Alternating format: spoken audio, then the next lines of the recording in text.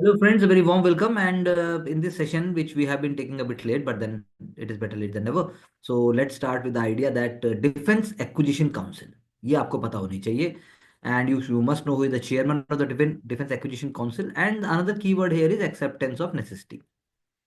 तो ये आपको जो कीवर्ड्स हैं, acceptance of necessity and defence acquisition council, उसके अलावा कौन सा इंजन, और ये तो मैं इतना नहीं मानता. T9010 जनरली आपको पता होना चाहिए. And the point arises that कि इंडिया का 54,000 करोड़ का अगर डिफेंस परचेज हम नोट कर रहे हैं, तो for example here it is given Varunastra torpedoes. Varunastra torpedoes जो है वो आप एक इंपॉर्टेंट एग्जांपल है यहाँ पे. और indigenously developed ship launched anti submarine torpedo, ऐसा आपको एक फ्रेज में बोलना आना चाहिए. आईएफ के लिए भी एग्जांपल दिया है, airborne early warning and control system जो हम इसराइल से लेते रहे हैं. फाल्कन है, बाकी एग्जांपल्स भी हैं. तो 2025 is the year of reforms, बस इतना कीवर्ड लीजिए, मेंस के अंदर काम आएगा. कमिटी ऑन सिक्योरिटी उसको अप्रूव करती है. और एक और कीवर्ड यहाँ पर जो है वो है एडवांस टोर्ड आर्टिलरी गन सिस्टम. आर्मी को तो आर्मी, एयरफोर्स, नेवी, तीनों का हमने एक एग्जांपल दे दिया, तो ये इंपॉर्टेंट है, ये आप देखिएगा. दूसरा, liberalised remittance scheme, special report on the global bank series. ये आरबीआई का जो लिबरलाइज्ड रेमिटेंस स्कीम है, ये प्रीलिम्स के लिए बहुत इंपॉर्टेंट है. यहाँ पर दिया हुआ है एफएक्यूज में, what is LRS scheme RBI ने जो लॉन्च की. यही हमें बता देना चाहिए. उसके लिए एलिजिबल कौन है आप देख लीजिए प्रीलिम्स के एंगल से. उसका करंट लिमिट क्या है, बेनिफिट्स क्या है, टैक्सेबल है, आप टीसीएस ले सकते हैं नहीं ले सकते. तो ये just for the prelims exam it's very important. For mains exam जो इसके अंदर जो की वर्ड्स दिए हुए हैं, जैसे कि कैपिटल अकाउंट ट्रांजेक्शन होंगी कि नहीं होंगी, करंट अकाउंट ट्रांजेक्शन होंगी कि नहीं होंगी, रिपैट्रिएशन ऑफ फंड्स, जैसे कि someone is invested across shares and mutual funds abroad में आपने दे दिया, तो एलआरएस रूल्स अलाउ करते हैं इन्वेस्टर को कि वो रिटेन कर सके और री इन्वेस्ट कर सके इनकम को इन दैट कंट्री. तो ये कुछ फैक्ट्स हैं, बाकी आप इसको एक बार पढ़ लेंगे. तो I believe it is going to help you to learn with one more concept.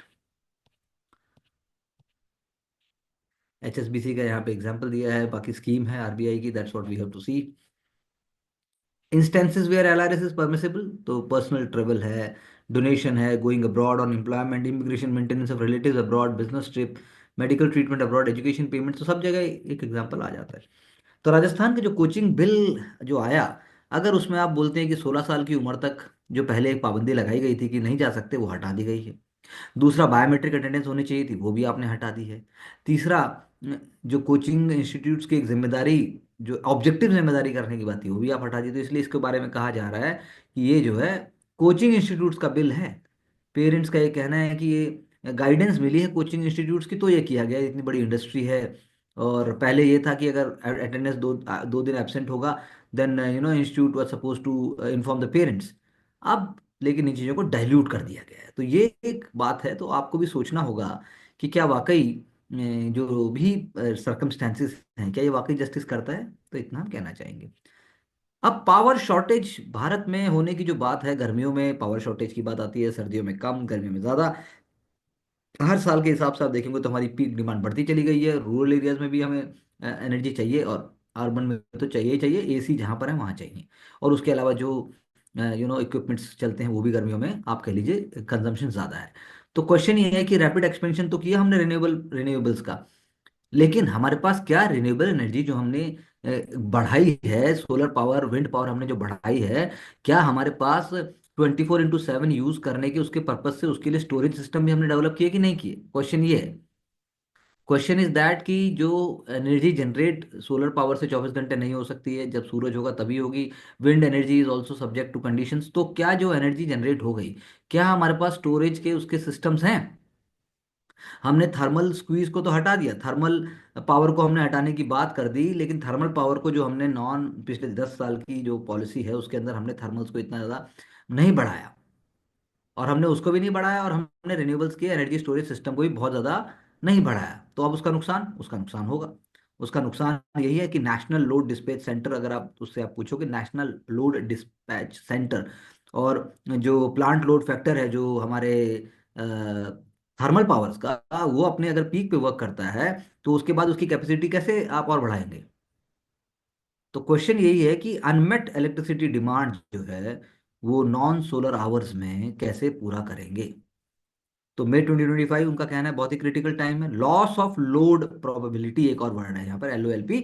वो एक मेजर लाइक्लीहुड है कि इलेक्ट्रिसिटी डिमांड कितनी ज्यादा एक्सीड करेगी सप्लाई से। तो क्वेश्चन इज कि हमने ऐसा नहीं किया।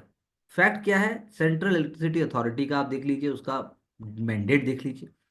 साथ में बैटरी एनर्जी स्टोरेज सिस्टम, जिसको BES, और pump storage plants PSP, prelims में दोनों पे क्वेश्चन आ चुका है। वो सरप्लस पावर को स्टोर कर सकते हैं ड्यूरिंग द डे और बाद में रिलीज कर सकते हैं जब जरूरत हो। तो total renewable energy capacity 200 gigawatt से ज्यादा हो गई है इंस्टॉल्ड एनर्जी कैपेसिटी, जबकि हमारी 5 गीगावाट ही है। अब बताइए कैसे काम चलेगा? तो टाइमली अगर कमीशनिंग हो BESS और PSP की, वो क्रूशियल है ग्रिड स्टेबिलिटी और मैनेजमेंट के लिए। ऐसा बहुत मुश्किल है, ऐसा नहीं हुआ, इसीलिए हमें दिक्कत हुई है। तो अब फाइनेंशियली वायबल धीरे धीरे उसको और बनाना। उसके बाद जो टेंडर्स हैं, जो प्रोजेक्ट्स हैं, उनको कंटिन्यूसली मॉनिटर करके उनको सस्टेन करना। Council on energy environment and water, CEW, ये भी एक बॉडी है। इसका भी आपको पता होना चाहिए कि इसका एक्चुअली स्ट्रक्चर और इसका आउटलुक कैसा है। सो ये कुछ स्टेप्स हैं अगर जो लिए जाएंगे, और हायर जनरेशन कॉस्ट जो है वो उसको कम किया जाएगा, तब जाके बात बनेगी। इंटरमिटेंटली आप जो है चीज़ों को चला तो सकते हैं, लेकिन उसको लॉन्ग टर्म में आप सस्टेन नहीं कर सकते। तो होना चाहिए कि जो रेनेबल्स हैं वो भी ग्रिड के अंदर उतना ही उतना ही कम कंट्रीब्यूट कर सके। थर्मल पावर्स की जो कॉस्ट है अ, वो भी रेनेबल्स की कॉस्ट के बराबर आ जाए। Thermal powers basically, thermal power अगर एनर्जी इजी है तो रिन्यूएबल्स की भी इजी होनी चाहिए। तो इसीलिए आप ये कहिए कि हमने इंपोर्ट भी किया कोल को, उसके बाद हमारे उसको डिस्करेज करने की बात भी है, लेकिन उसको डिस्करेज करने के साथ साथ आप वो कैसे करेंगे, दूसरी चीज को मैनेज कैसे करेंगे? That is how the point is. हमने पहले भी बात की है। सूफी सेंट जो औरंगजेब की जो कब्र है, टूम है उनका, खुलदाबाद में, वो आप कह लीजिए कि बहुत ज़्यादा न्यूज़ में इसीलिए है क्योंकि उसको तरफ आक्रोश निकाला जा रहा है। लेकिन question as I already said and I discussed, ऐसा होता तो मराठा जो लेगेसी है, मराठा लीडर्स हैं, वही उसको तोड़ देते। उन्होंने ऐसा नहीं किया। शेख जैनुद्दीन, उनकी मज़ार के पास है ये, और बहुत ही सिंपल है, तो इसीलिए इससे ज़्यादा इसका इंपॉर्टेंट नहीं है। लेकिन आपको ये पता होना चाहिए बाकियों का कहाँ है। बाबर का काबुल में, अकबर का सिकंदरा में, जहांगीर का आपका जहांगीर का Lahore, if I am not wrong, और औरंगजेब की मैंने बात ही की। तो इसीलिए हुमायूं का मकबरा तो दिल्ली में है, it's a world heritage site. तो पॉइंट यही है कि अकबर, बाबर, या जो भी सारी बातें हैं, वो वो सब अपने आप में एक समय की हिसाब से थे। आज की डेट में उसे हम सिर्फ हिंदू मुसलमान के पैरामीटर और जो प्रिज्म है उससे नहीं देख सकते, ये हमें सोचना होगा। अब न्यू एज पोचिंग की जो माफिया का जो सिस्टम है, उसको तो रोकना पड़ेगा। उसकी यही है, यही बहुत इंपॉर्टेंट है। तो आप पूरा ये ट्रैकिंग द टाइगर ट्रेड का रूट देख लीजिए, बहुत इंपॉर्टेंट है। मनी ट्रेल देख लीजिए, और ट्रांजिट हब भी देख लीजिए। सब कुछ चल रहा है, एक्टिव बॉर्डर भी देख लीजिए आप। तो न्यू एज पोचिंग माफिया जो है वो टेक्नोलॉजी और डिजिटल पेमेंट्स को यूज कर रहे हैं, हवाला नेटवर्क्स को यूज कर रहे हैं। फॉरेस्ट ऑफिसर ने 1000 किलो गांजा पोचर से डिंडोरी मध्य प्रदेश में जो है फरवरी में इसको पकड़ा। लेकिन ये तो पकड़ में आने वाली बात है, छूट गया उसका क्या करेंगे? Wild life crime control bureau को और ज़्यादा अपने आप को और ज़्यादा मजबूत बनाना होगा, और फंडिंग चाहिए। और जो हमारा रूट है, म्यांमार बॉर्डर का जो पोचिंग का रूट है, या फिर आप कहिए नेपाल वाली जो बात है, वो दोनों की दोनों हमें देखनी पड़ेंगे। यहाँ आप देखेंगे तो देखिए, काला पहाड़, ईटानगर। काला पहाड़ जो है अपने आप में ट्रांजिट हब है, और ईटानगर जो है वो भी एक इम्पॉर्टेंट जोन की तरह देखा गया है। तो एक्टिव बॉर्डर वही आइजल के नीचे आप देखिए बना के दिखाया गया है। तो चंद्रपुर टू आइजॉल, अब ये जब प्रोब हुआ तो बैंक, SMS, सोशल मीडिया, सारा का सारा एक रूट हमें हमारे सामने निकल के आ गया। तो विद इन आप ये कहिए कि टाइगर ट्रेडर कहाँ से हैं? Bawaria community, tribal community in Haryana Pinjore. और अरेस्ट कहाँ हो रहे हैं? महाराष्ट्र के गाड़चिरोली में। और उसके बाद जो है उनके जो एसोसिएट्स हैं वो असम। और उसके बाद आप देखिए कि पूरा का पूरा एक सिस्टम है, पूरा का पूरा एक बहुत ही खतरनाक नेक्सस है। तो ये इम्पॉर्टेंट है, इसके लिए डेडिकेटेड सिस्टम चाहिए, dedicated soldiers, wild life soldiers चाहिए। ब्यूरोक्रेसी का रोल है, फाइनेंशियल सिस्टम का रोल है। तो अब ये सब यहाँ पर दिया है, तो अब बड़ी पिटिएबल सिचुएशन है। और पैसा तो फिर जाकर वो खत्म होता है। वो इंसेन है, उसका कोई लाभ नहीं। चीज़ें जो हैं वो वियतनाम तक पहुंची हैं, जैसे यहाँ पे एग्जांपल्स भी दिए हुए हैं। तो just we have to think and it has to take us into consideration जब हम बात करते हैं मेंस के अंदर कि क्या स्ट्रेटजीज और क्या प्लानिंग होनी चाहिए। आपको एग्जांपल देना पड़ेगा, आपको कीवर्ड लिखने पड़ेंगे। So that is how it is. तो कुछ कीवर्ड्स यहाँ पर जैसे मैंने बताया वो हैं। और जो मैंने बताया, म्यांमार अगर जाते हैं वाया गुवाहाटी, शिलोंग और चूड़ाचांदपुर डिस्ट्रिक्ट से और मिजोरम के चांगपाई डिस्ट्रिक्ट से, तो आप ये देखिए कि बॉर्डर टाउन ऑफ जोखावथार वो जो है एक एग्जिट बन गया है, तो वहाँ से वहाँ निकल जाते हैं। तो यानी कि जो चीज़ें हम सोचते नहीं हैं उस तरफ भी ध्यान देना बहुत ज़रूरी है। तो वरी तो है ही, और हमें जो है उसके लिए डेडिकेटेड होके, जैसे मैंने कहा, काम करना पड़ेगा। Tiger traders switch to rhino horn routes. जब उन्हें पता तो राइनो हॉर्न रूट्स की तरफ मुड़ जाते हैं। और ये भी स्टेट फॉरेस्ट डिपार्टमेंट्स और सेंट्रल वाइल्ड लाइफ डिपार्टमेंट और उसके बाद स्टेट गवर्नमेंट के लिए बहुत इंपॉर्टेंट है, आम आदमी के लिए भी और एक्टिविस्ट के लिए भी बहुत पॉजिटिव होने की ज़रूरत है। वाइल्ड लाइफ इंस्पेक्टर्स को आप बिल्कुल अपडेटेड ट्रेनिंग मिलनी चाहिए, और उसके बाद जो है उनको इंस्टीट्यूशनल नॉलेज भी होनी चाहिए, ताकि वो वर्ल्ड क्लास तरीके से इन चीज़ों को हैंडल कर सके। तो दिल्ली, लखनऊ, कानपुर ये हब था। नेपालीज और तिब्बतियन नेशनल्स जो है वो पोचर के साथ टाई अप करके करते थे।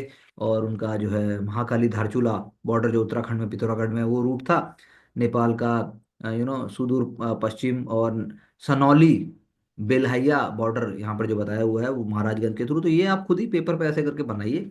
एग्जामिनेशन में भी अगर आप बनाते हो तो I think you gonna get score, और आपको ये एग्जैक्टली पता होना चाहिए। River island project in Assam Sivasagar jobs लेके आया। क्यों? क्योंकि उन्होंने ह्यूमन एनिमल कॉन्फ्लिक्ट को कम करने के लिए भी वहाँ पर, जहाँ पर हाथी आते थे वहाँ पर उन्होंने बैम्बू कल्टीवेशन कराया, एमजी नरेगा को यूज़ किया, और साथ में जो है लोकल इंस्टीट्यूशनल नेटवर्क जो है उससे हेल्प लिया। तो Aditya Vikram Yadav, former district commissioner of Sivasagar, he had been awarded for this because of the effort that he made. और he is currently joint secretary in Assam CM secretariat. Wastelands को उन्होंने रेप्लिका करने की बात की। तो ये अपने आप में बहुत इंपॉर्टेंट है। और हाथियों के लिए भी नेपियर ग्रास उगाई with the aim to prevent them from wandering to village for fodders. तो ये बहुत ही, जो हमने ऊपर पढ़ा कैसे वाइल्ड लाइफ पोचिंग है, और हमने नीचे पढ़ा कि कैसे उसका एक अपोजिट रूप है। तो करने से होगा, करना पड़ेगा। खुद को सेल्फ प्रिजर्व करके आगे चीज़ें की जाएंगी तो तब चीज़ें बदलेंगी। मोहकुआ छपोरी एक स्प्रॉलिंग रिवर एंड आइलैंड है। उन्होंने उसको लार्ज स्केल बैम्बू प्लांटेशन के साइट बनाया। ये एक बहुत ही ज़्यादा खुशी की बात है। Institute of Chartered Accounts of India setup by an act of parliament. ये बता रहे हैं कि उसका रोल क्या है। एक्ट ऑफ पार्लियामेंट 1949 से हुआ, और एक वर्ल्ड क्लास इलीट इंस्टीट्यूशन है जो वैल्यूज ऑफ ट्रांसपेरेंसी, अकाउंटेबिलिटी और इंटीग्रिटी को अपहोल्ड करते हैं। 14 लाख मेंबर्स एंड स्टूडेंट्स हैं। वर्ल्ड लार्जेस्ट अकाउंटिंग बॉडी है। तो हमें देखना है क्या उनके पास एंट्री बाय इन्विटेशन ये कह रहे हैं। एक्सीलेंस, इंडिपेंडेंस, इंटीग्रिटी, ये बहुत अच्छी बात है, लेकिन पॉइंट यही है कि आप क्या उसको वाकई वर्ल्ड क्लास स्टैंडर्ड से आगे बढ़ाएंगे।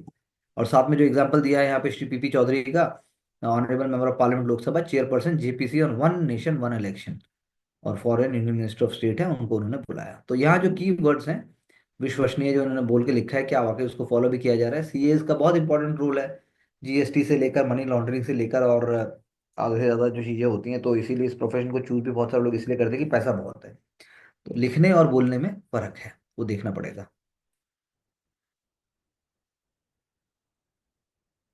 वॉरेन बुफे कॉनिचिवा टू जापान, वो कह रहे हैं। तो निक्केई, एसएनपी, शंघाई कंपोजिट, ये सारी जो चीज़ें हैं ये लेटेस्ट में उन्होंने जापान के हिसाब से बताया। तो Warren Buffett, the billionaire led Berkshire Hathaway earlier this week disclosed it had increased its shareholding in Japan's five biggest trading houses।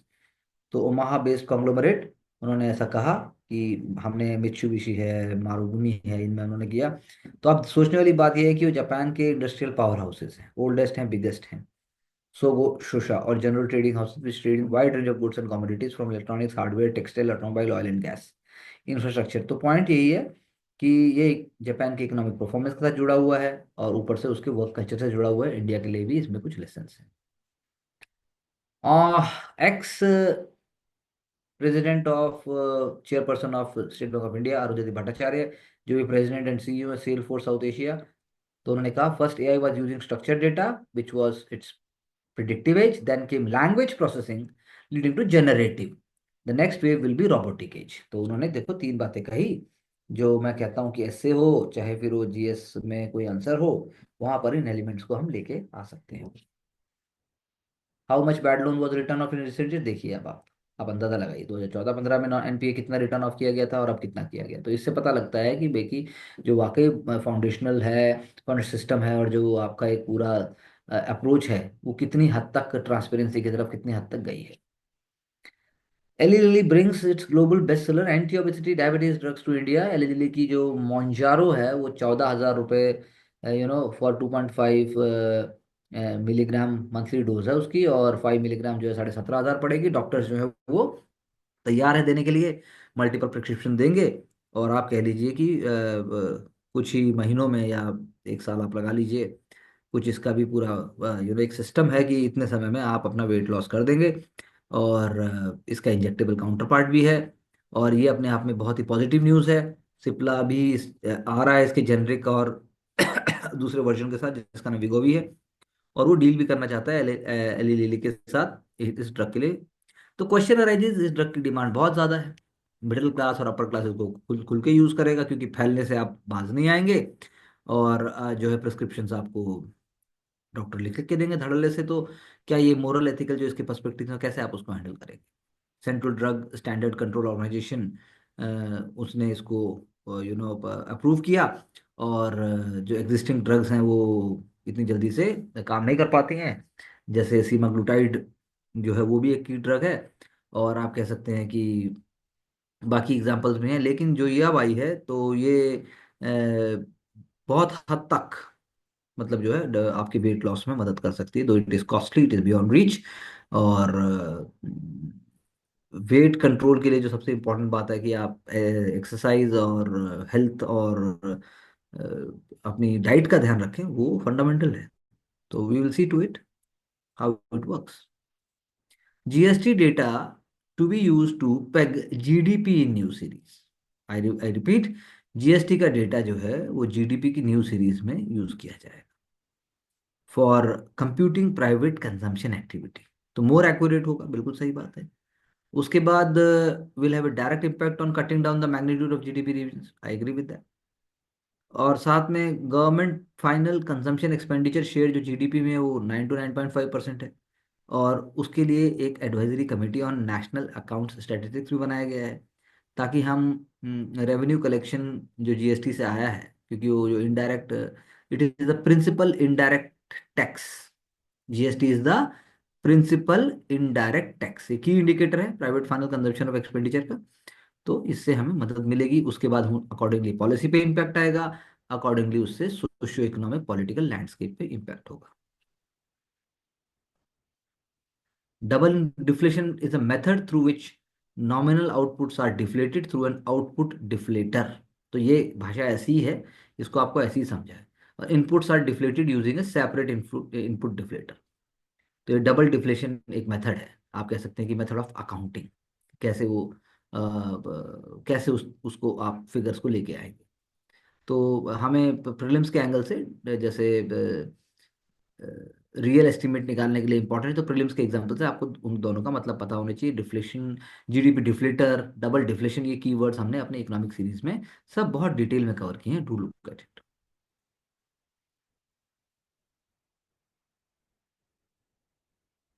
अब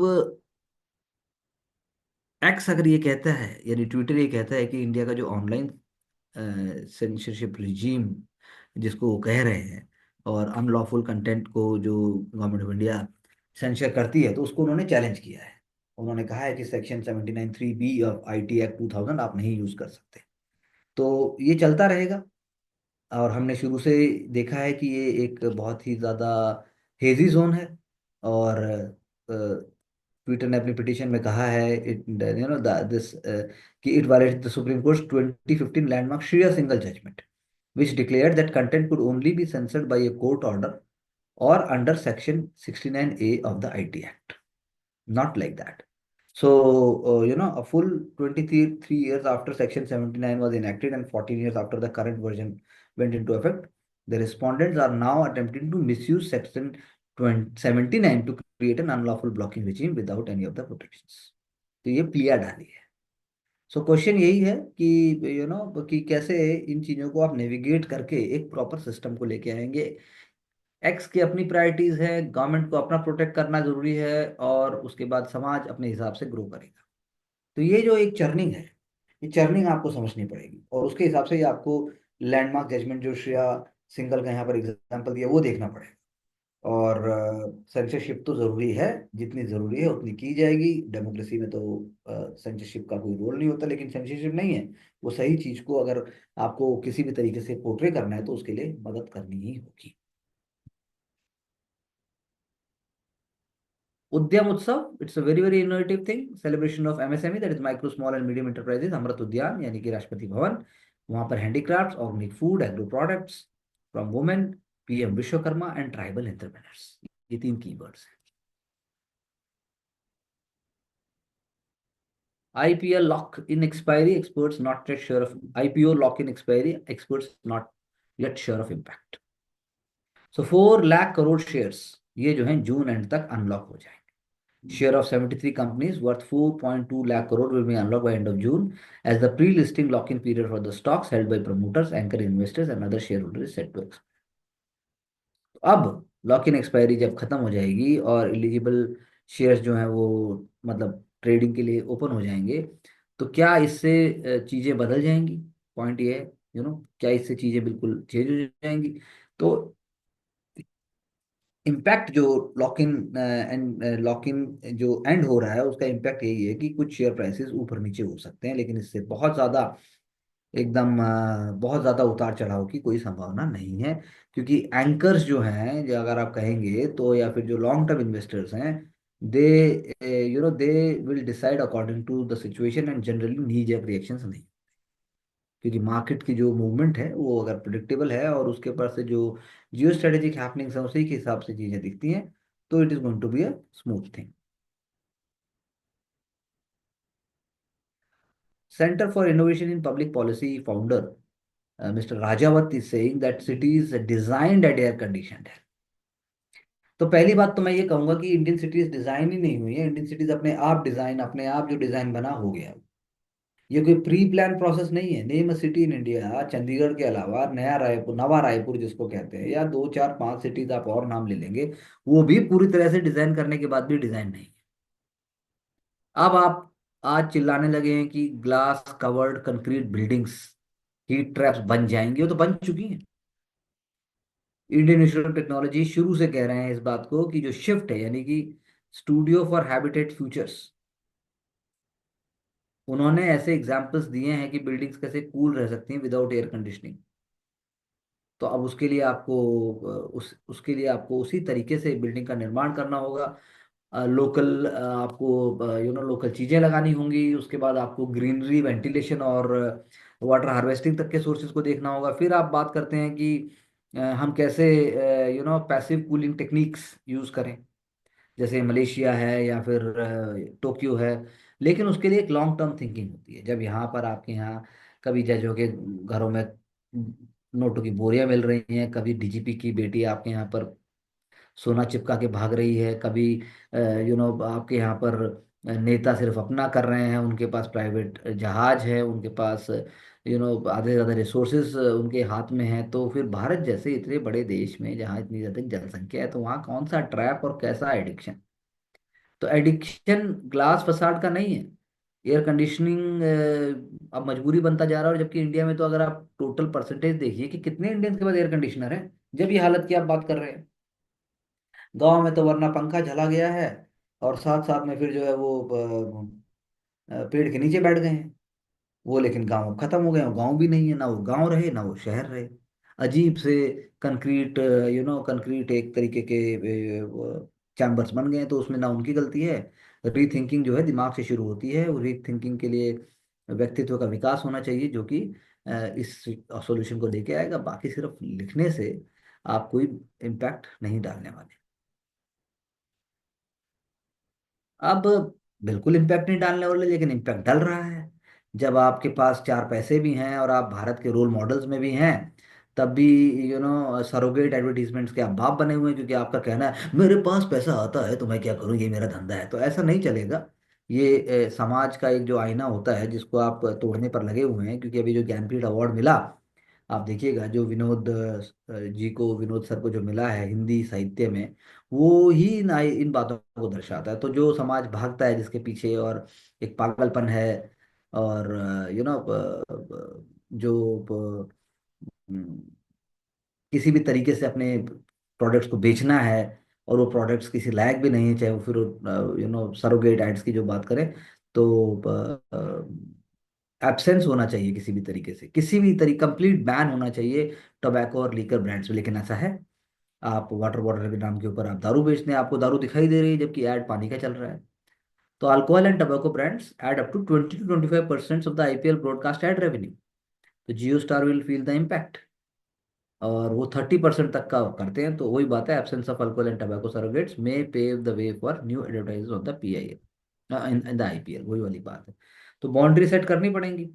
तंबाकू ही सबसे, 5 रुपए का तंबाकू, और उसमें आपने केसर भी डाल दिया। अरे अपनी जान भी डाल दीजिए उसमें, थोड़ा ना हो सकता, कैसे होगा ऐसा? तो it is a very shameful act. ये जो तीनों महानुभाव ग्रेट जो इंडिया के लीडर्स हैं वो जो कर रहे हैं, या और ने भी जो किया है, I don't think there is any justification for the same. बाकी आप कर सकते हैं, आपकी इच्छा है, जब तक अलाउड है, या आप रूल डेविएट करके भी कर रहे हैं। अब लोन वुल्फ फ्रॉडस्टर्स भी और आएंगे। इंडस्ट्रियलाइजेशन ज़्यादा बढ़ेगा तो आप लोनलीनेस, आप अकेले हैं, आप बात किसी से करते नहीं, फिर भी आपको एलन मस्क से बात करने का शौक है, तो आप फंसेंगे। और जो है ये जेन एआई, वो तो टैक्टिक्स को भी चेंज करने की बात करे, किसी और की आवाज़ आ जाएगी, किसी और का फोटो देख लोगे। तो यानी कि जो ईमानदारी है, और जो क्लैरिटी है, और जो सिंप्लिसिटी है, और जो प्रिडिक्टेबिलिटी है, उसका कोई इलाज नहीं। जेन एआई जो है वो उसका दिख रहा है 53% कि भाई कैसे वो फ्रॉड को बढ़ा रहे हैं। ऑटोमेटेड कोड बॉट अटैक्स हो रहे हैं। ये सारा बहुत अच्छा है कि यहाँ पर हमने चार्ट जो प्रेजेंट किया है, इसमें से आप आप कस्टमर एक्सपीरियंस और सिक्योरिटी फ्रिक्शन के बीच में जो एक वो आ रहा है। तो टॉप 5 फ्रॉड्स वही जो है कि आप machine learning based fraud models आ गए हैं, उससे बहुत ज़्यादा उससे निपटने की कॉम्प्लेक्सिटी बढ़ गई है। और इन्वेस्टमेंट के तो हम पढ़ते ही पढ़ते हैं, बाकी चीज़ें भी हम पढ़ते हैं। तो पॉइंट ये है कि सॉफ्टवेयर एज सर्विस, उसके अंदर भी ये चीज़ें हमें दिखाई देने लगी हैं। तो अपने आप में situation is very very dangerous. तो ये बहुत अच्छा एक स्पेसिफिक निश की तरह दिया गया है। आप इसको कॉपी करिए, आप इसको बनाइए, और इसके सॉल्यूशन की बात सोचिए। CCI probing media agencies ahead of IPL, हमने पहले भी बात की थी। Conflict of interest, surrogate spending, और जो हमने दूसरी बात की थी कि आप जो सेलेक्टेड ग्रुप है आपस में मिलजुल कर बात करके आप एक कार्टेल बना लेते हो प्राइस कोल्यूशन के लिए। आप कहते हो चलो इतने में फिक्स हो जाएगा, और वो एंटी कॉम्पिटिटिव है। इससे क्या है, कुछ लोग अंदर होंगे, कुछ लोग बाहर होंगे। तो अनफेयर ट्रेड प्रैक्टिसेस हैं, उनको प्रूव करना बहुत मुश्किल होता है। लेकिन वही है कि अगर कुछ लोग रहेंगे, कुछ ही ग्रुप के हाथ में रहेगा, तो then that is the point. That is why जो है रूटीन जीएसटी इंक्वायरी ने 1.2 लाख करोड़ एडवर्टाइजिंग इंडस्ट्री को एक नया रूप दिखाया है। उन्होंने बड़े बड़े मीडिया जैसे को रेट डाली, तो पता लगा कि भाई जो प्राइसिंग स्ट्रैटेजीज हैं वो तो घर में बैठ के डिसाइड हो जाती हैं। और लगता ऐसा है कि बाकी क्यों नहीं कर पाते, क्योंकि आपने पहले ही चीज़ों को उल्टा पुल्टा करके अपने हाथों में ले लिया। और दूसरा एग्जाम्पल भी इसी चीज का है कि बीआईएस ने रेड कर करके थक गए हैं, वो अमेजन फ्लिपकार्ट और अदर्स बाकी है ही नहीं, और मैंडेटरी सर्टिफिकेशन भी नहीं है। और उसके बाद जो है आप दिल्ली, गुड़गांव, लखनऊ, चेन्नई में 10,000 से ज़्यादा आइटम जो सब स्टैंडर्ड्स हैं, इसके अंदर इलेक्ट्रिक वाटर हीटर्स है, टॉयज, ब्लेंडर्स, बॉटल्स, स्पीकर्स। और आप ये देखिए साथ साथ में डीजी स्मार्ट एक्टिवा, इन सालसा, सेलो स्विफ्ट, बटरफ्लाई, ये सब, ये तो एग्जाम्पल्स हैं। तो अब आप 2 लाख लगा दीजिए, 20 लाख लगा दीजिए, मैं कहता हूँ 20 करोड़ भी लगा दीजिए। तो मेरा क्वेश्चन ये है कि क्या सोल्यूशन हो पाएगा? बीआईएस अगर डाल भी रहा है केस, तो क्या वाकई कंक्लूजन तक पहुंच पाएगा? और क्या वाकई इतना बड़ा जो बेहमुद बना चुके हैं, इतना जो अरबों करोड़ों का जो कारोबार है, क्या उसके ऊपर कुछ आंच आएगी? इसका जवाब हमें ढूंढना बहुत जरूरी है। हमने पहले भी चर्चा की थी इंडिया और डच का, कि कैसे उन्होंने रिलेशनशिप को डीप किया है। India launch tranche 1 auction of 13 deep sea minerals. तो डच एड हम लेना चाहते हैं उसमें, डीप सी मिनरल एक्सप्लोरेशन में, इसमें कोई वो नहीं है, तो एक एग्जांपल है, सिर्फ एक यही पॉइंट इंपॉर्टेंट है। इंडिया जो है, मतलब इंडिया जो है वर्ल्ड का one of the fastest growing major economy है, लेकिन इतनी सारी बातें जो हमने ऊपर की उसको टाप के ही आप कर पाओगे, उसके बिना नहीं हो पाएगा। इंडिया थर्ड लार्जेस्ट इमिटर है ग्रीन हाउस गैस का, 50 गीगावाट ऑफ रिन्यूएबल एनर्जी है 2030 तक। जो हमें ऊपर हमने चर्चा की थी इसकी, तो यही सब बातें हैं, क्योंकि 150 करोड़ भारतीयों को कुछ चाहिए, बाजार तो ये है ही, इसीलिए आप बाजार के नाम के ऊपर कर सकते हैं। Indian companies must move beyond mere compliance to genuine inclusion and skill development। बिल्कुल सही बात है। तो इसमें आप की टेकअवेज देख लीजिए, डाइवर्सिटी जो है वो बहुत जरूरी है, वो हर लेवल के ऊपर होनी चाहिए। और चेयरमैन एंड एमडी जो है कंपनी के सेपरेट होने चाहिए। CMD evaluating his performance goes against the very concept of governance, खुद ही अपनी परफॉर्मेंस को इवैल्यूएट कर रहे हैं। All government organisation should have public share holding, बिल्कुल सही बात है। Education system should be more skill based. Upskilling project should be a national initiative. Independent directors need to be truly independent and have a voice without bothering about reappointing frauds and audit or checking audit issues in check. तो ये सारे points वही हैं जिनकी हमने कई बार चर्चा की है, कि कैसे किसी भी बिजनेस को, किसी भी सिस्टम को, किसी भी हमारा जो कॉर्पोरेट सेक्टर है उसको आप कैसे प्रो भारत, प्रो विकसित भारत, या प्रो गवर्नमेंट, या प्रो पीपल, तो बहुत सारे एलिमेंट है, उसका एक एलिमेंट है ये। आप कोई बड़ा आंसर जब लिखते हैं तो उसमें एक आइडिया यहाँ से ले सकते हैं। और ये देखिए नीचे है Sandeep Das ji, independent director chair Carnet India, Rupinder Malik partner JSA, Simarpreet Singh ईएन ईडीएन CEO, Hardik group and so on. अब ये कह रहे हैं skilling hasn't happened in India, skilling is happening. कौन करेगा? कोई तो करने आएगा। To promote skilling requires holistic approach. तो ज्ञान देना तो आसान है, लेकिन सरकार के साथ मिलके पूरे एजेंडे को लेके चलना, फिर उसके बाद अपने आप को झोंकना उसमें, ये बहुत मुश्किल है। India is going to meet और not, that is the question with respect to India Bangladesh. तो बिम्स्टेक की समिट होगी बैंकॉक में 3 से 4 अप्रैल। और अभी क्वेश्चन यही उठता है कि formal meeting looks difficulty, because जो है ढाका जब तक अपने शीशे को सामने लाकर चीजों को नहीं समझता है, तब तक इंडिया के लिए कोई मतलब नहीं बनता। India has always followed what is best for its interest and it's neighbourhood first policy के उन्होंने हमेशा फॉलो किया है। तो इंडिया ने कंसर्न हमेशा दिए हैं कि आप के इंटरनल मैटर्स में हम नहीं बोल सकते, लेकिन you have to do what is required, चाहे वो माइनॉरिटी प्रोटेक्शन हो, चाहे फिर वो चीजों को एमिकेबली पीसफुल तरीके से करना हो। ऐसा बांग्लादेश में नहीं हुआ। बांग्लादेश मिलिट्री का रोल बढ़ता जा रहा है, मिलिटेंसी दिखाई दे रही है, एंटी इंडिया पोस्चरिंग को भाव मिल रहे हैं, वो नहीं होना चाहिए। तो ये क्वेश्चन मेंस में नहीं आएगा, और इंटरव्यू में बहुत इंपॉर्टेंट आ सकता है। एक क्वेश्चन पूछा जा सकता है कि गोल्ड ईटीएफ और फिजिकल गोल्ड आप क्या करोगे। तो ईटीएफ जो है, ईटीएफ यानी एक्सचेंज ट्रेडिंग फंड, वो बहुत इंपॉर्टेंट है। और ईटीएफ जो है, आप ये देखिए कि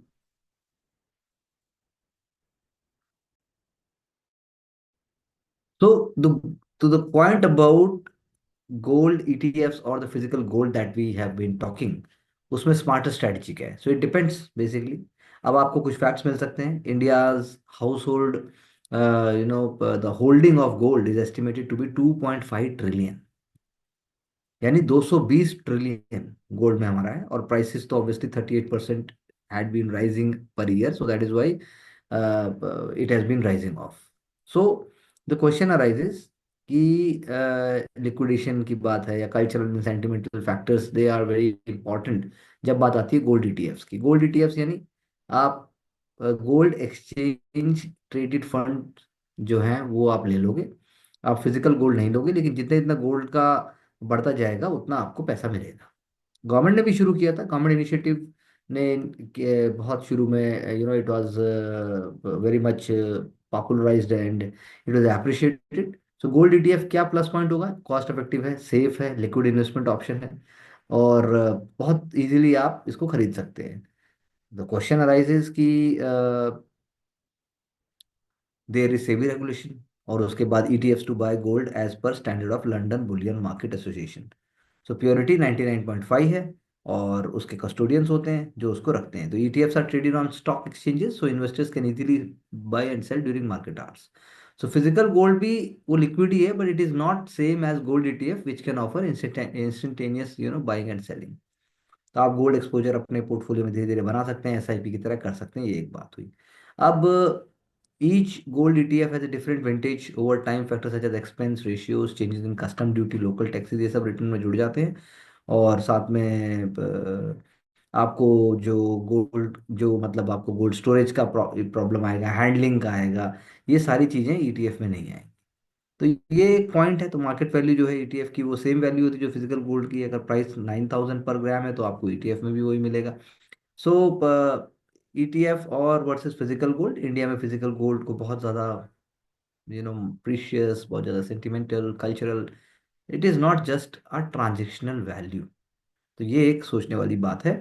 और इस तरीके से आप कह सकते हैं कि गोल्ड ईटीएफ में पैसा लगाया जाता है।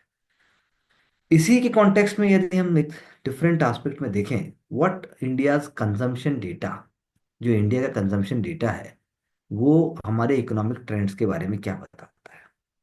पहली बात, poverty had been I found this on the web poverty for had been India.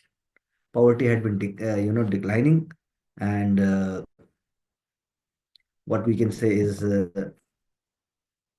NSO, जो यहाँ पे स्टैटिस्टिक्स भी दिया हुआ है, वो जो report for house hold consumption expenditure survey, HCES, यहाँ पर एक कीवर्ड है। तो इससे अगर आप अंदाजा लगाते हैं, तो नीति आयोग जब कहता है कि भारत से एक्सट्रीम पॉवर्टी हट गई है या हटने वाली है या कगार पे है, आप एक ऐसे सोचिए इसको। तो जो इंपॉर्टेंट इंडिकेटर्स अगर मैं बोलूँ इकोनॉमिक एक्टिविटी के, पहली बात तो national accounts and price indices, और जो है वो जो रिवाइज्ड मैं कहूँगा, और उसे भी एनएसओ ही, जो विच प्रोड्यूसेस HCES डेटा, जो वो कभी भी, HCES again I am repeating, house hold consumption expenditure सर्वे, वो कभी भी डायरेक्टली उन्होंने पॉवर्टी के एस्टिमेट्स को रिलीज नहीं किया। तो क्वेश्चन है कि हमारा कंजम्पशन डेटा हमें क्या बताता है। मैं अगेन उस बात पे आता हूँ। अगर आप एक ओपिनियन पे जाएं कि इंडिया से क्या एक्सट्रीम पॉवर्टी हट गई है, तो हम चलिए फिजिकल एस्पेक्ट की बात करें, तो आप देखिए कितने लोग एमजी नरेगा ले रहे हैं, कितने लोग अभी फूड सिक्योरिटी से राशन ले रहे हैं, कितने लोग आपसे बात कर रहे हैं कि ये स्कीम और जो बाकी चीज़ें हैं उन पे, जो जिसे हम रेवड़ी है, जिसे हम डोल्स कहते हैं, वो लेने की बात है। फार्मर्स की क्या पोजीशन है, ये सारी चीज़ें अगर आप, और रूरल वेजेस कितनी है, उसके बाद की इकोनॉमी को आप, तो ये सारी चीज़ें जब आप देखते हैं तो उससे आपको पॉवर्टी का एक अलग पर्सपेक्टिव दिखाई जाता है। लेकिन पॉवर्टी लाइन से मैच करना और पॉवर्टी लाइन को खुद एस्टिमेट करना, ये बहुत इंपॉर्टेंट है। उससे ही आप जो annual growth rate of consumption expenditure वो आप देख पाएंगे, इन्फ्लेशन से उसको आप कॉन्टेक्चुअली देखेंगे। तो क्वेश्चन अराइजेस की किताबों में तो कभी भी, थियोरेटिकली स्पीकिंग, कभी भी चीजें सामने ऐसे नहीं आ पाई। लेकिन फिर वही बात है, क्या डेटा सारी चीज को अपने उसमें कवर कर रहा है? क्या वो सब चीजों को लेके आ रहा है? जो यहाँ पर जो क्वेश्चन उठाया जा रहा है कि जो HCES ने जो दिया, हाउस होल्ड कंजम्पशन एक्सपेंडिचर सर्वे, क्या वो उन पैरामीटर्स को लेके पूरा का पूरा सही चला है? तो एनुअल ग्रोथ रेट जिसकी मैं बात कर रहा हूँ वो तो हर साल बढ़ेगी। अर्बन एरियाज में डिफरेंटली बढ़ेगी, रूरल एरियाज में डिफरेंटली बढ़ेगी। अर्निंग्स और लाइवलीहुड जो है वो भी डिफरेंट तरीके से मैच करेंगे। तो कितना हमारा इंफ्रास्ट्रक्चर आम आदमी के जीवन को इम्पेक्ट करके क्या चेंज कर रहा है। तो बहुत सारे इसमें बातें आ जाती हैं। तो HCES डेटा, क्या वो नेशनल अकाउंट के साथ कंपेरेबल है? तो ये कुछ बातें जब आप सोचोगे तो आप इस पे सोच पाओगे कि, लेकिन अगर मैं एग्जामिनेशन पर्सपेक्टिव की बात करूं तो आपको रिलायबल और पॉजिटिव एस्पेक्ट से उसको पुश करना होगा, rather than other way around. You can't do a good job if your job is all you do.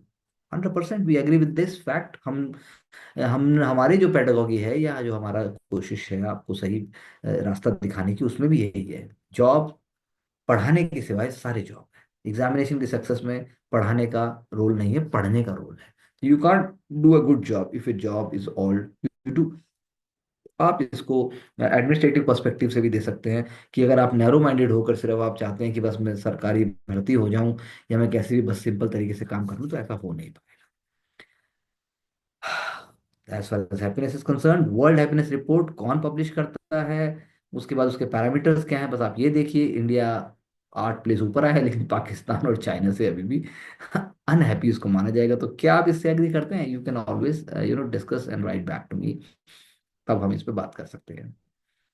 अब हमने पहले भी चर्चा की थी कि न्यू एज पोचिंग जो माफिया हैं वो टेक्नोलॉजी, डिजिटल पेमेंट्स, हवाला नेटवर्क्स, हमने कल ही चर्चा की थी कैसे चंद्रपुर से आइजॉल हमने पूरा एक मैप भी लिया था, आप उस पर जाके रिविजिट कीजिए। और मैं तो कहता हूँ कि बिना देखे उसको मेमोराइज करने की कोशिश कीजिए, और आप देखिए आप कितना लिख पाते हैं, क्या सोच पाते हैं, then only we can decide कि whether you are actually working on the right track. Again very important, you know, very very important idea which is written over here, कि जो इशू ऑफ बैनिंग, जैसे अभी हम की बात करें, issue of banning fire crackers during Diwali specially in Delhi and NCR to curb pollution. ऐसे ही आप जल्लीकट्टू या कम्बाला की बात करते हैं, जब आप सुप्रीम कोर्ट उसके लिए अपनी रूलिंग्स लेके आते हैं, उसके लिए अपनी बात को रखते हैं, तो court will have two way religious and community practices against the larger public interest. Again, I'm repeating, there are instances where the court will have to weigh, कि क्या रिलीजियस और कम्युनिटी प्रैक्टिस है और लार्जर पब्लिक इंटरेस्ट उसके context में क्या है। सो इसी कॉन्टेक्स्ट में 1958 की रूलिंग है, जिसने डिबेट किया कि स्लॉटर बैन्स होने चाहिए कि नहीं होने चाहिए। तो यहाँ पूरा एक आप कह सकते हैं कि फ्रॉम द लॉ पर्सपेक्टिव तो बहुत ही अच्छा दिया गया है। हमारे जो law students, I will request them to read it carefully and to make a summary out of it without trivializing the key facts and idea. जैसे आर्टिकल 14 की बात है, आर्टिकल 25 की बात है, आर्टिकल 91 की बात है, क्लॉज जी। तो पॉइंट यही है कि भाई आप उस समय का जो ये रूलिंग आई, ये डिबेट हुआ, क्योंकि अक्टूबर 1948 में जब डिबेट के बाद कॉन्स्टिट्यूशन असेंबली ने बार्गेन किया कि इशू ऑफ कैटल स्लॉटर को डीपीएसपी में रखा गया है उस तरीके से, और प्रोटेक्शन अगेंस्ट काउ स्लॉटर को फंडामेंटल राइट बनाने की बात थी। लेकिन आप कह सकते हैं कि ऐसा बहुत डिस्कशन के बाद भी नहीं हुआ। Untouchability obviously it is part of the fundamental rights. तो असेंबली ने एक अमेंडमेंट लिया, और अमेंडमेंट टू द डीपीएसपी और यानी directive principle of state policy में इस बात को रखा, गाइडिंग प्रिंसिपल को रखा, कि स्टेट ने जो है वो कोर्ट में, ऑब्वियसली नॉन जस्टिसेबल है वो, आप स्टेट जो है कोर्ट में नहीं जा सकता। तो आर्टिकल 38 स्टेट्स कि the state shall endeavour to organise agriculture and animal husbandry in modern and scientific lines. हाँ, सुनिए ध्यान से। And shall in particular take steps to preserving and improving the breeds of cattle and improving the breeds of cattle, prohibit the slaughter of cow and other useful cattle specially milch and draught cattle and their young stocks. तो अब आप देखिए कि किस तरीके से इस बात को रखा गया और अपने आप में कितना ब्रॉड है। तो इसी बात को हनीफ कुरैशी केस से जोड़ा जाता है। अब एवरेज पर कैपिटा यहाँ पर consumption of milk and milk products workout हुआ फर्स्ट 5 प्लान में, तो वो आप लगा लीजिए 5.5 आउंस यहाँ पे दिया हुआ है। और जितना न्यूट्रिशनल एक्सपर्ट्स ने रिकमेंड किया, आप कह सकते हैं कि उससे भी कम है। तो चीजें शुरू से ही इस प्रकार से रही। और इंडिया में जो है large section of population vegetarians की है, तो there is a huge shortage of supply of milk, ये एक बात हो। तो like the ruling I supreme court की, उसमें इकोनॉमिक आर्गुमेंट्स भी, रिलीजियस इम्पल्सिस की चर्चाएं भी उठी। और जो है काऊ स्लॉटर को तो हमने कभी भी उसको मेन स्ट्रीम एस्पेक्ट में नहीं देखा। तो काउ स्लॉटर जो है वो on the right of religion, cow slaughter was not held to be a core tenet of religion. लेकिन कोर्ट ने जनरल पब्लिक के इंटरेस्ट को देखते हुए reasonable restrictions on the right to trade and profession article 19(1)(g) के तहत इस बात को कहा। तो आप कहिए कि आप कह सकते हैं कि जो हनीफ कुरैशी हैं हिमसेल्फ, जो he was according to his grandson Safi Qureshi, जो मतलब हनीफ कुरैशी साहब तो 100 साल से ज़्यादा जिए और 2008 में उनकी डेथ हुई है। और आप कह सकते हैं कि जो रूलिंग जो ये आई, इससे चीज़ों को और ज़्यादा समझने का और ज़्यादा करने का, यानी बैलेंस कैसे करें हम रिलीजियस प्रैक्टिसेस को और बाकी इंटरेस्ट को, वो अभी भी रेलेवेंट है। तो इसीलिए जैसे दिवाली क्रैकर हो गया, उसके बाद जो मैंने बाकी एग्जांपल दिए, तो आप कह सकते हैं कि आज की डेट में तो बहुत ज़्यादा important, communities have to take step back from advocating from their most extreme points of view. अगर वो उनके रिलीजन का भी कोर पार्ट है, तो प्रैक्टिस अगर आपके पूरे समाज को इम्पेक्ट करती है, तो उसका कोई इतना ज़्यादा वो नहीं करा जा सकता। This is based on the core constitutional principle of fraternity. तो फेटर्निटी यानी आप उस फेटर्निटी को जब आप देखते हैं, तो फिर वो छोटा हो जाएगा। तो faithful both the faithful and irreligious are blessed equally by our constitution. हमारे कॉन्स्टिट्यूशन में ऐसा नहीं है कि आप किसी धर्म को, किसी भगवान को मानते हैं तो आप ज्यादा कॉन्स्टिट्यूशन को मानते हैं। तो कोई नहीं कह सकता कि हमारी प्रैक्टिसेस परमिट करती है कि भाई एनिमल को, भाई जानवरों को मारा जाए या किसी तरह की बात की जाए। तो ये नहीं है। और रिवर को पोल्यूट किया जाए या फिर बच्चों को भी किसी तरह के सोशल और कल्चरल प्रैक्टिसेस के तहत उनको कोई कष्ट पहुंचाया जाए। तो इसलिए डिबेट है, डिसेंट है, आइडिया है। आप इस एंगल से देख सकते हैं। ऑनरेबल प्रेसिडेंट ने बिल्कुल सही कहा कि सब कुछ आ जाएगा, एआई आ जाएगा, लेकिन जो इम्पथी है और जो ह्यूमन वैल्यूज हैं वो एआई से नहीं है। यहाँ पे गोयनका जी की बात हुई, गोयनका जी ने कैसे डेमोक्रेटिक राइट्स को प्रमोट किया। गांधी जी भी कुछ जर्नलिस्ट थे और गांधी जी ने कहा the sole aim of journalism should be to serve. और गोयनका जी ने सर्विस की बाकी सिटीजन्स की। इसीलिए यहाँ पे एग्जाम्पल दिए हुए हैं कि 1933 जब एक फंक्शन था, गांधी जी फंड्स कलेक्ट कर रहे थे हरिजन्स के लिए। तो गांधी जी ने जब एक कास्केट को बेचना, मतलब बेचना तो मेरा गलत शब्द है, उन्होंने उस कास्केट को जब बोली लगवाई है, उस कास्केट के लिए, उस कास्केट के जो पैसा आएगा नीलामी से, उस पैसे को वो उत्थान के कामों में लगाएंगे। तो 15 रुपए की चीज को भी 100 रुपए मिली। गांधी जी हिंदी साहित्य सम्मेलन के जब प्रेसिडेंट चूज किए गए, तो उन्होंने कहा कि साउथ में हिंदी प्रमोट होनी चाहिए। उसके लिए भी उन्होंने श्री रामनाथ गोयनका को एक कस्टोडियन चुना। तो ये एग्जाम्पल्स हैं। और डॉक्टर एपीजे अब्दुल कलाम ने भी कोर जर्नलिस्टिक वैल्यूज को प्रमोट किया। तो बहुत अच्छा एक आर्टिकल आइडियाज बताता है कि कैसे कंटेंट क्रिएशन जो है वो मिस इन्फॉर्मेशन, पोस्ट ट्रूथ, ये सब जो नए नए कॉन्सेप्ट है, post modernity, instant consumerism, instant gratification, इनसे थोड़ा अलग होना चाहिए। वर्ल्ड में डिसरप्शन है, नई नई टेक्नोलॉजीज आ रही हैं, नई नई अपॉर्चुनिटीज आ रही हैं। मशीन ने ऑलरेडी जो है रिपोर्ट्स को एडिट कर रहे हैं, एआई आ गया है। तो वहां पर इम्पथी, वहां पर ह्यूमनिस्टिक जो वैल्यू है वो नहीं आ सकती। तो इसीलिए ह्यूमन वैल्यूज वो प्रिंट जर्नलिज्म में या बाकी जर्नलिज्म में दिखाती हैं, जो जीवन के मूल्यों से पूरी तरह से जुड़ी हुई। आईएमएफ क्लाइमेट डिसीजन मेकिंग में इंपॉर्टेंट रोल प्ले करे, ऐसा डेवलपिंग कंट्रीज चाहती हैं। लेकिन जो उसका स्ट्रक्चर है, जो उसका वजूद है, जो उसका ताकत है, वो सब वेस्टर्न वर्ल्ड के हाथ में है। तो जो COP30 के प्रेसिडेंट डिजिग्नेट हैं एंड्रे अरोना कोरेदोलागो, उनका ये कहना है कि पेरिस एग्रीमेंट जो 2015 का यूएनएफसीसी का है, उसको कोशिश करनी चाहिए कि उन आइडियाज को आगे बढ़ाकर हम क्लाइमेट डिस्कशंस को अलग अलग फोरम में ले जाएं। लेकिन बहुत मुश्किल है। उसके लिए समाज को, देश को, पूरे विश्व को जुड़ना पड़ेगा, समझना पड़ेगा। प्रोटेक्शनिस्ट और नेशनलिस्ट सेंटिमेंट्स बढ़ रहे हैं, अपने अपने वेस्टेड एजेंडाज बढ़ रहे हैं। तो ग्लोबल साउथ को आगे आना चाहिए और इंडिया की लीडरशिप में आना चाहिए। और जो बर्डन है वो एक्चुअली डेवलप कंट्रीज को ही लेना चाहिए। लेकिन क्वेश्चन उठता है कि कब वो जागेंगे और कब वो लेंगे, तब बात होगी। नक्षत्र सभा अपने आप में एक एग्जाम्पल है एस्ट्रो टूरिज्म का। यानी कि आप गोरखा फोर्ट, पिथौरागढ़ का जो है एग्जाम्पल है, आप जाइए, आप रात बिताइए, आप जो है नक्षत्रों को देखिए। तो ये, I believe this is one of the wonderful ways to promote the new ways, promote adventure, promote new kind of hobbies and skills. और पीसफुल तो होगा ही होगा, it is very good for those purposes. Again, for the old age income security and dignity after 60, तो अटल pension योजना बहुत important है। अटल pension योजना ने भारत में एक सिक्योरिटी नेटवर्क क्रिएट किया है। आपको पीएफआरडीए को देखना होगा कि वो बॉडी का मैंडेट क्या है और स्ट्रक्चर क्या है। आपको देखना होगा कि अटल पेंशन योजना के तहत अलग अलग क्या नियम है। जैसे यहाँ पर है life long pension guarantee of 1000, 2000, 3000 और 4000 और 5000। Life long equal pension to spouse after the death of subscriber, after the death of husband और wife the corpus accumulated till 60 years to be return to the nominee. तो उन्होंने बताया है कि अगर आप 18 वर्ष के हैं तो आप कितना देंगे पर मंथ, और अगर आप 40 वर्ष के हैं तो आप कितना देंगे। तो ये जो है मतलब कि अपने आप